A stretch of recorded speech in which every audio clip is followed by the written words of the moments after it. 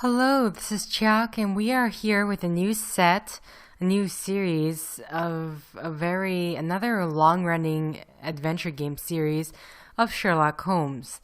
So originally, what this was supposed to be was the mystery of the mummy.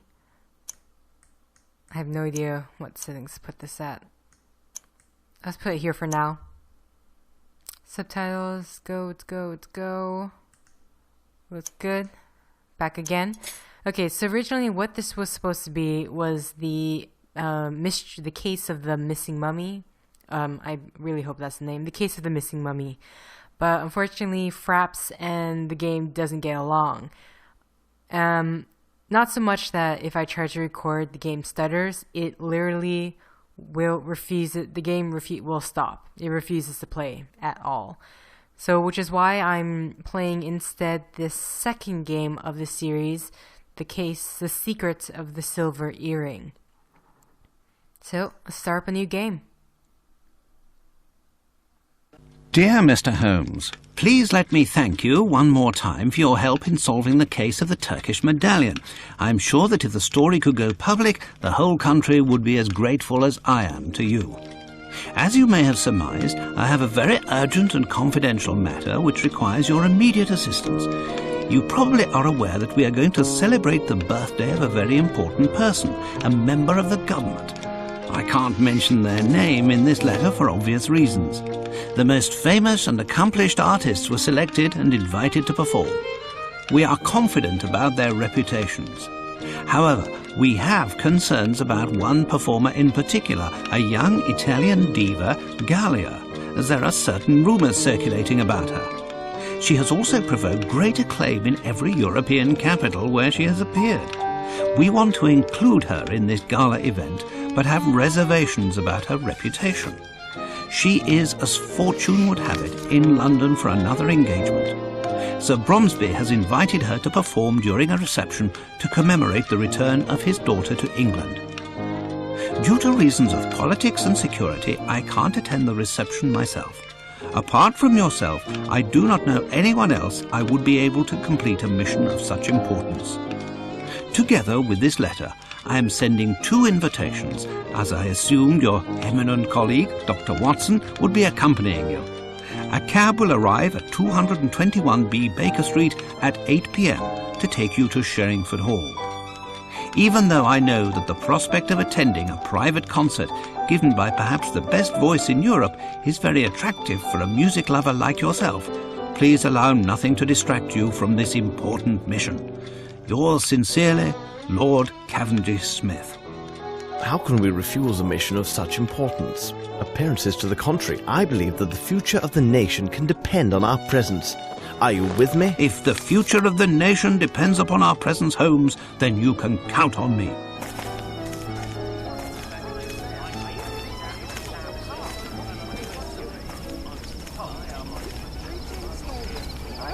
Please come right in. According to the request of Lord Cavendish Smith, during the dinner you'll be seated together. What do you know about Sir Bromsby, Holmes? I have never met the man, and I do not follow what is written in the newspapers. However, I can tell you that Sir Bromsby is a man of approximately 50 years old, tall in stature. He is impulsive and may be prone to violent outbursts. He is of low birth, has few intimate friends, and does not like women. He must be a very aggressive businessman who would not hesitate to go beyond the law if it served his purposes. I'd like to add that today he is going to make a very important declaration concerning his business.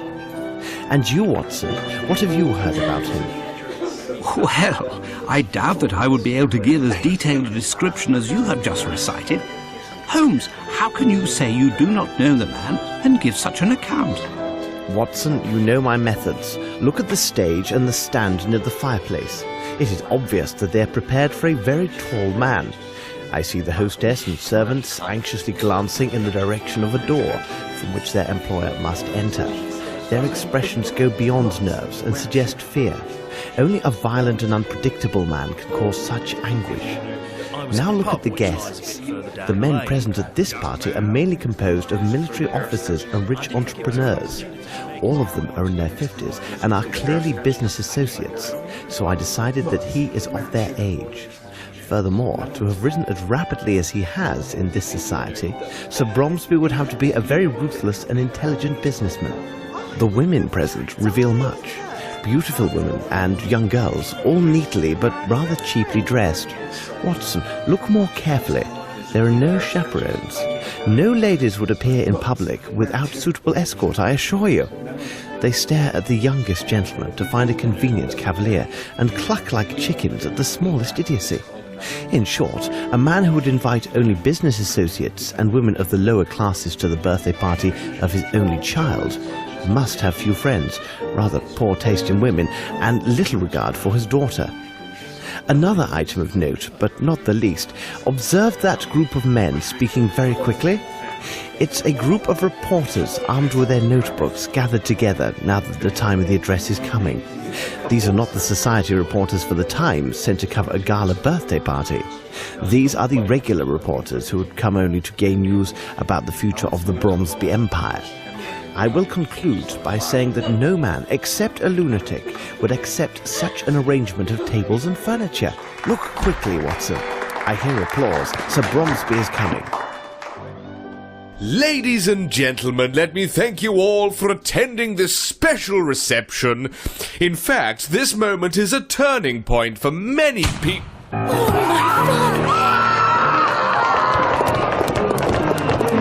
Watson, quick! Tell Miss Lambert not to allow anyone to leave and to send a man for the police immediately. Okay. Well, that was interesting way to start things off. Murders afoot. So I should state that I've never actually played any game in any of this series at all. So this is completely blind. Actually did look up a little bit just to check because since I couldn't play the Case of the Missing Mummy, apparently this game precedes this one in terms of the timeline, but this game does come afterwards. I can't remember 1994's number in my head, but I could be wrong. I think I'm actually completely off. I really don't know much of the controls here. Excuse me, if I may. I am Sherlock Holmes. What do you wish to know? I must ask, who are you? I am the doctor from the village near the hall. Is he still breathing? He died instantly. Where is the bullet? It's still in the body. I must obtain police authorization to extract it. Thanks, Doctor. Never mind. Okay.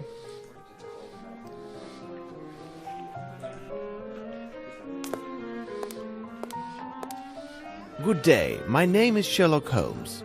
Would you mind if I asked several questions? If it helps you.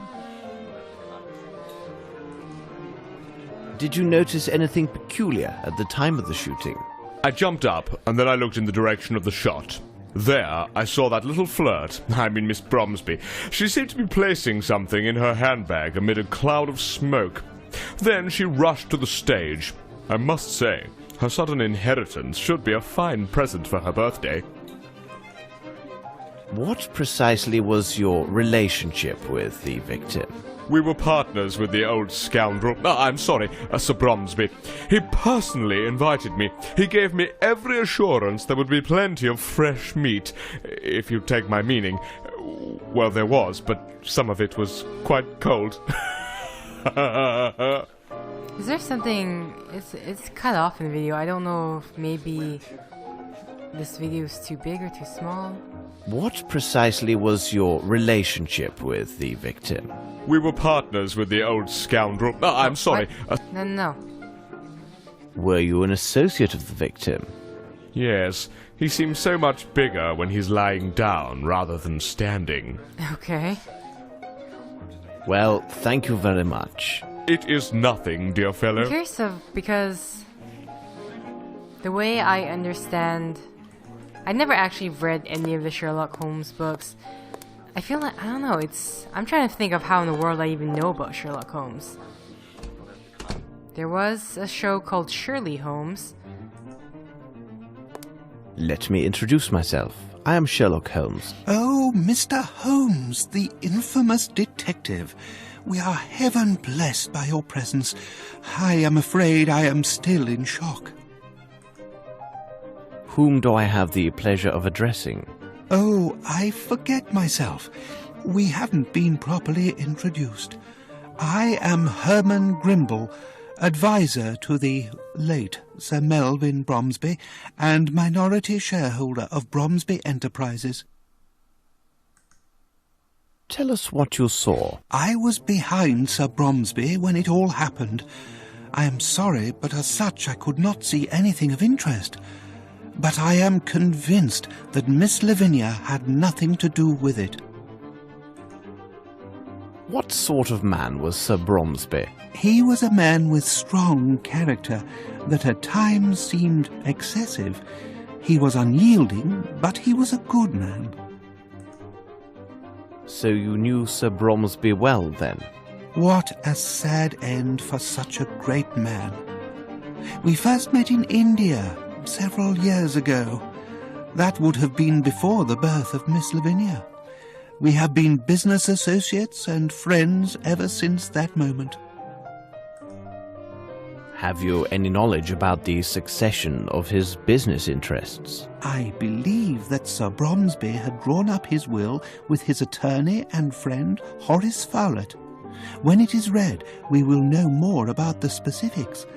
But I can assure you that nothing therein would threaten Bromsby Enterprises. And where is this Mr. Fowlett? He must have been here, because he would have most certainly been invited. Although he is hardly a person of high society. Where could he be, I wonder? Did Sir Bromsby have any enemies? Oh, there are always those who envy a man who is successful in business. But to say that Sir Bromsby had enemies? No. I cannot think of anyone who would desire his death. Thank you very much. I am at your disposal.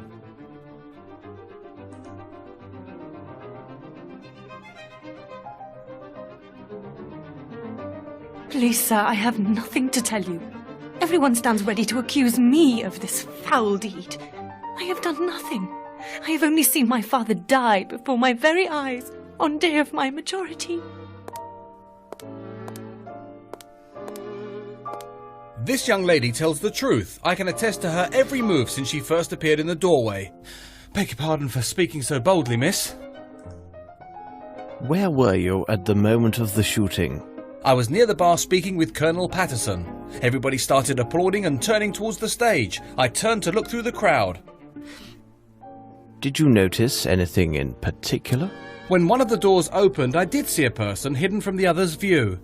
A beautiful young lady stood just at the threshold. I felt somewhat ashamed for staring at her so intensely, but her considerable charms captured my full attention until the dreadful shooting took place. Are you sure it was Miss Bromsby? Yes, Colonel Patterson was next to me and can confirm what I saw. It seems to me that no one else was near us at that precise moment. What is your reason for being here? I owe it to Colonel Patterson. We met each other several days ago at his club. He kindly persuaded me to accompany him. And he just walks away? Okay. Alright then. And now we're talking to Colonel Patterson.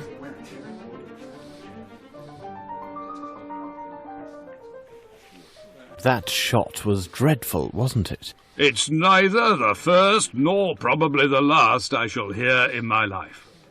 Tell me, young man, are you a barman or not? Because I'm dying from thirst. How long have you known Lieutenant Harrington? We met at my officers' club several days ago. A brave boy, you can believe me. What could be better than to invite him to be my guest at this reception, where he could make many fair acquaintances? Where were you precisely when the tragedy occurred? We had been standing at the bar until the shot rang out, and I personally remained at the bar after it. Did you happen to notice Miss Bromsby at that moment? Impossible. My eyesight is so deucedly poor that I would not even notice if a fly fell into my whiskey. Really? Yes, damn shame. But I have a fine ear. I can offer much when the questions are about sounds. I can tell you that from all the applause, that old Bromsby had arrived and entered from my right. For the sound to have carried so well, the crowd must have been parted in that direction. I will add that if Lieutenant Harrington says that he saw a flea dancing with a fly in this place, you can take it on trust. Is there anything else you recall? Well, hold on a moment. I do have a scoop for your tabloid. I can assure you that Bromsby was killed with a Wright revolver of small caliber. Thank you for this information, sir. Colonel to you. I'm curious if this thing is going to take place completely inside this building. Right now, is this the same guy? Were you at that precise spot at the moment of the murder? Indeed, I was standing just there. I could easily see the door because there were so few people in front of me. What did you do right after the shot was fired? I left the room as did almost everyone. I must leave now and make my excuses to Miss Lavinia for my behaviour, don't you think? Thank you for your help. It was not a problem. Okay. Let's talk to this guy. Yeah, I'm clearly looking that the edges here seem to be cut out somehow. Excuse me, could you answer some questions? You're quite welcome. Where were you at the moment this tragedy occurred? Like all the servants, I was in the ballroom. 'Twas the special orders of the old crab. In my opinion, it was done in particular to have more people there to applaud him. Cunning old bird, wasn't he? What sort of man was Sir Bromsby? I mean, as an employer. Troublesome and bad-tempered, but he paid well. Are you personally at the service of the Bromsby family? Yes, there are 5 of us who serve in the Sherringford Hall. There are Mary and Sue, the maids, Carl, our chef, Lamb, Sir Bromsby's coachman, and myself. All the rest were brought in just for the reception. And where are the rest of the staff? Mary is cleaning downstairs. Sue went to comfort some little goose who had been crying bitterly. It's rather odd because it seemed to me she started crying before Sir Bromsby was shot. And the coachman? Lamb is at the main gate. Miss Lambert gave him specific instructions to throw out any reporters and ensure they do not re-enter the hall. However, it would not be good if he finds you've been asking questions here. Tell me, will my name appear in the newspaper? Thank you for your help. My pleasure, sir.